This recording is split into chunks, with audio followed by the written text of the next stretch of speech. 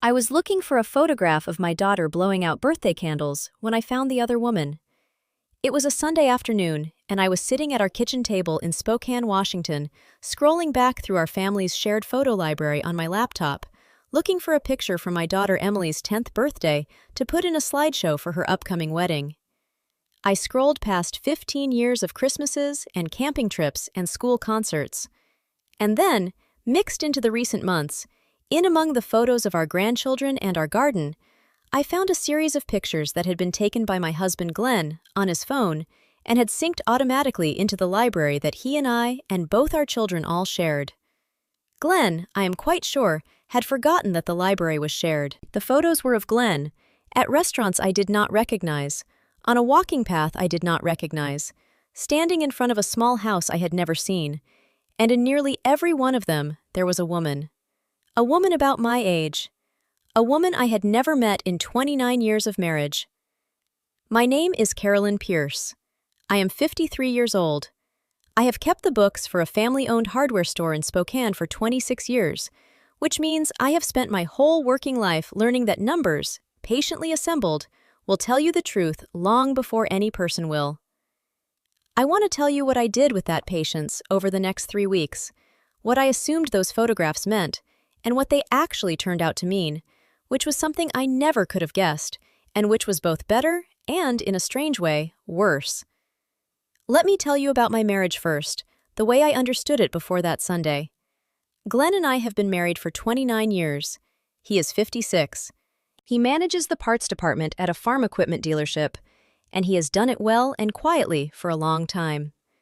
We raised 2 children in a modest blue house on the north side of Spokane, our son Brian and our daughter Emily, whose wedding slideshow had sent me into that photo library in the first place. Glenn is not a dramatic man. He is steady. He is the kind of husband who changes your oil and remembers your coffee order and is not, by any stretch, exciting. And after 29 years, I had long since decided that not exciting and trustworthy were the same coin, and that I had been lucky in the flip.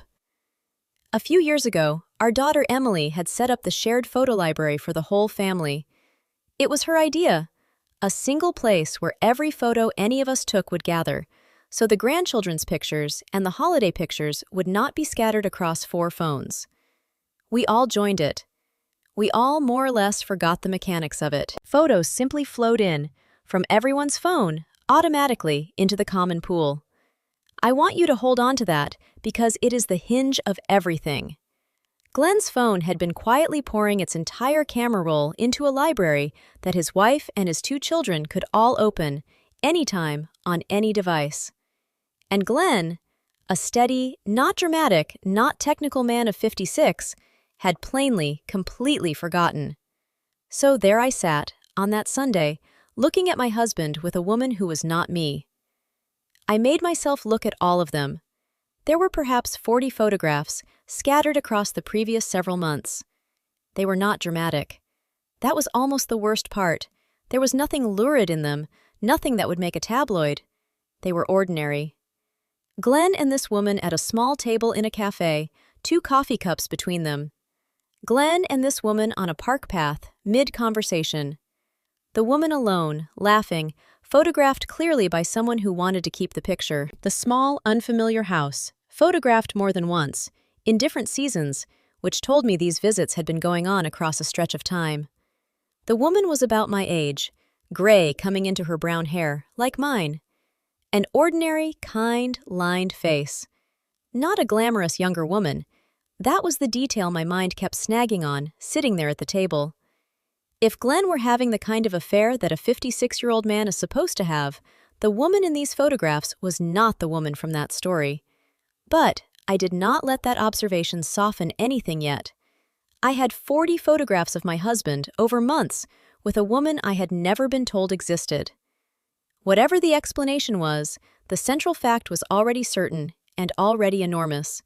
For some period of time, my husband had been living a piece of his life that he had deliberately kept on the other side of a wall from me. I want to tell you what I did next, because it is not what I wanted to do. What I wanted to do was walk into the garage, where Glenn was changing the blade on the lawnmower, and put the laptop down on the workbench and watch his face. Every cell in my body wanted that. But I have kept the books for a hardware store for 26 years, and bookkeeping teaches you one unshakable discipline. You do not raise a discrepancy until you have finished assembling it. You do not walk into the owner's office and say, "Money is missing."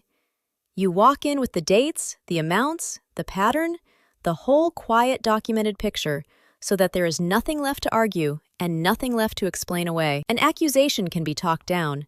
A completed ledger cannot. So I did not go to the garage. I closed the laptop, I finished making Sunday dinner, and I sat across the table from my husband of 29 years and asked him about the lawnmower blade. And he did not know that anything in our marriage had changed. And I let him not know it, because I needed 3 weeks and a quiet house to build my ledger. Over those 3 weeks, I went through the entire shared library, year by year, photo by photo. I learned that these meetings went back a little over 2 years. I learned, from the locations the photos quietly carried inside them, that the small, unfamiliar house was 40 minutes south of Spokane, in a town called Cheney. I assembled a timeline as careful as any I have ever built for an audit, and I braced myself.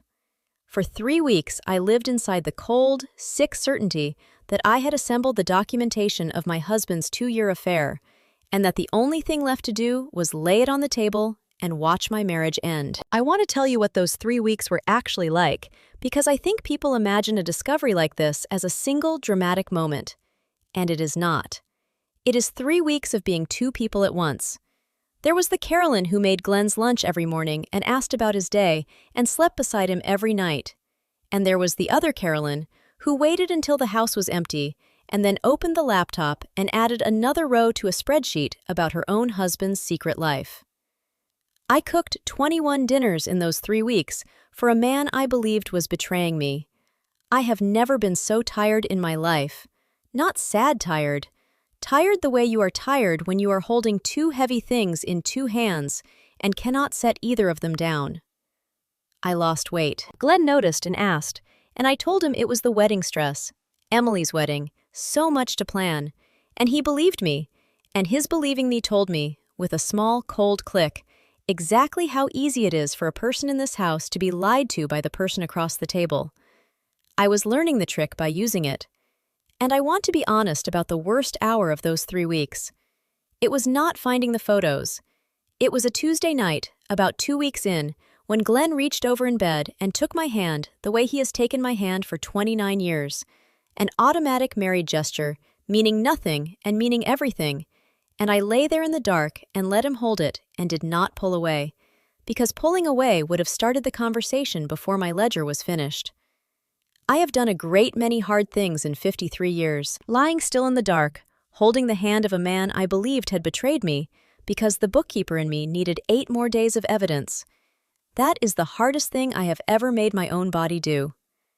In the 3rd week, I found the woman's name, and the twist in this story began. One of the photographs, taken by Glenn, synced without his knowledge, showed the woman holding up a coffee mug, the kind a cafe sells with a name printed on it as a gift. The name on the mug was a first name, and paired with the town, Cheney, and a few quiet hours of the kind of searching that any determined 53-year-old woman can do now, I found her. I found her full name. And her full name stopped me cold, sitting at my kitchen table, because her last name was Pierce. Pierce. My married name. Glenn's name. My first thought, my reflexive thought, was a cousin, some cousin of Glenn's I had simply never met. But I had been a Pierce for 29 years. I had been to the reunions. I knew Glenn's family tree the way I knew the back of my own hand, because I had married into it and learned it and kept its birthdays.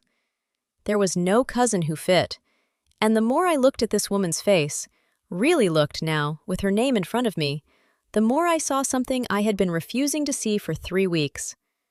I saw Glenn's face. I saw my husband's exact eyes, my husband's exact brow, looking back at me out of the face of a woman I had been told, by 29 years of total silence, did not exist. She was not his affair. She was his blood. I laid the ledger on the table that night. I did it the way I had planned, except that the thing I was now asking was not the thing I had spent 3 weeks bracing for. I waited until after dinner.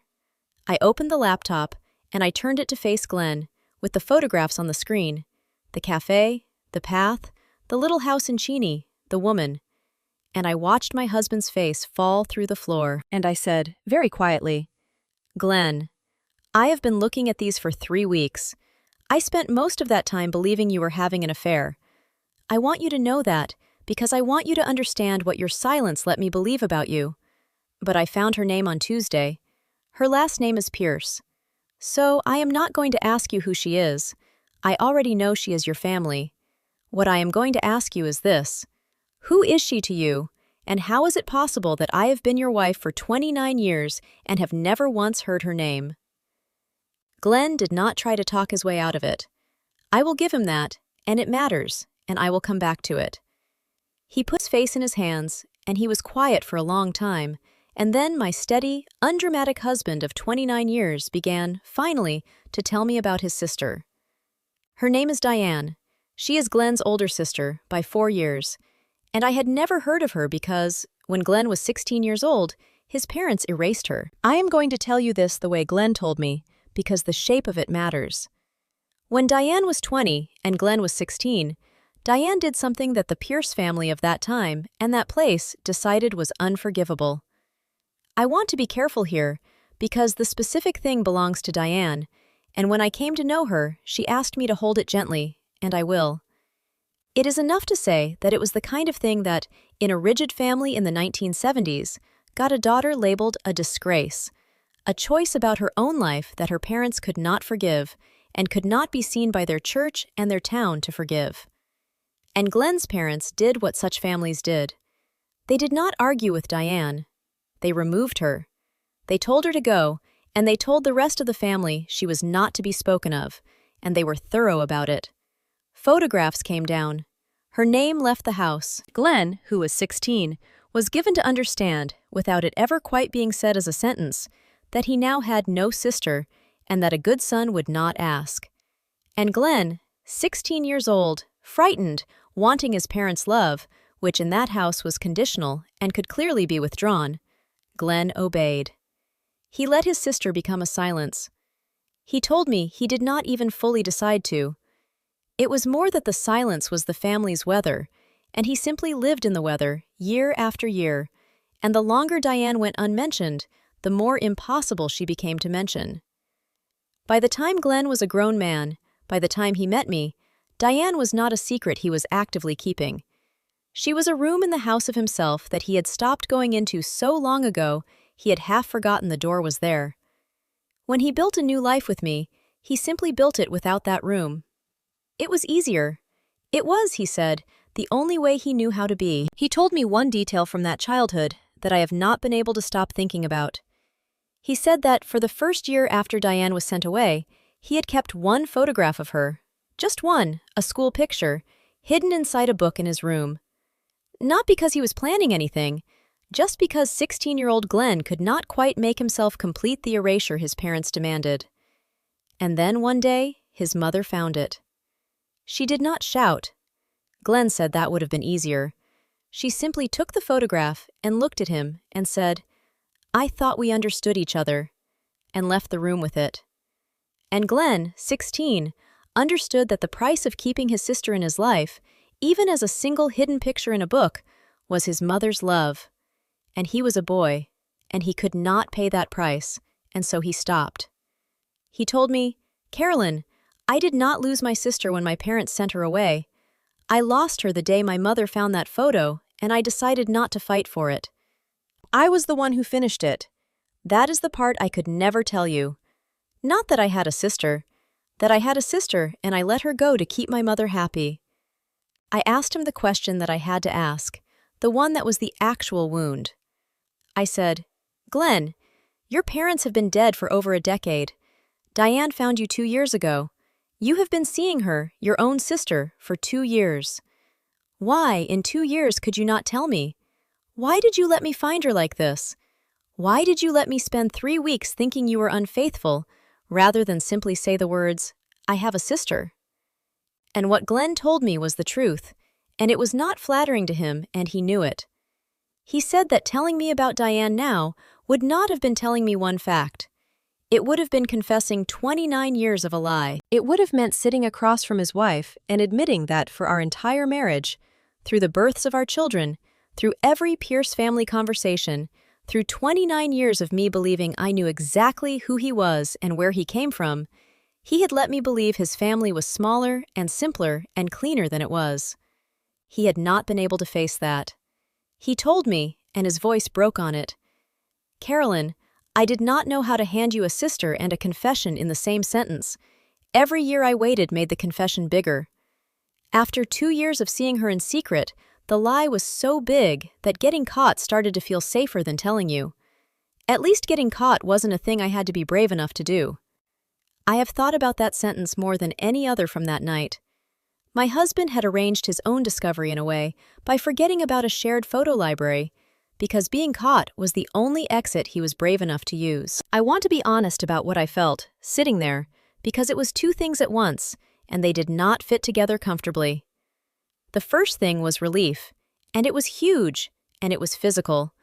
My husband was not unfaithful. The marriage I thought I was about to lose was not, in that way, lost.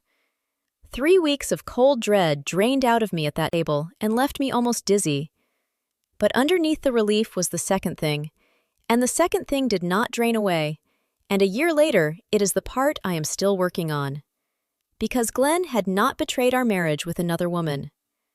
But he had, I slowly understood, betrayed it in a quieter and more structural way. For 29 years, I had loved a man with an edited family. I had been given a curated husband. There had been a whole human being, his own sister, my own sister-in-law, an aunt my children never got to have, standing just outside the frame of every family photograph we ever took, and Glenn had kept her cropped out, and he had let me believe the cropped picture was the whole picture. That is not adultery. But it is a deception, sustained daily for 29 years, about the most basic question a wife can ask. Who are the people you come from? I had married a man and gotten, it turned out, an abridged edition. Here is what I decided, and it took me a few weeks of quiet to decide it. I decided I was not going to leave my marriage over this. Glenn's silence was the cowardice of a frightened 16-year-old that had simply never been corrected, hardening year over year into a habit he mistook for his personality. That is a real failure. But it is a failure I could understand, and it was not cruelty, and 29 years is not a thing you set down because a man was too afraid of his dead parents' verdict to introduce you to his sister.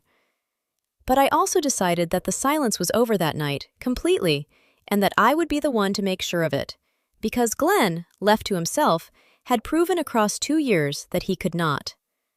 I told him the lie did not get to keep going for one more day. I told him I would be meeting Diane that week.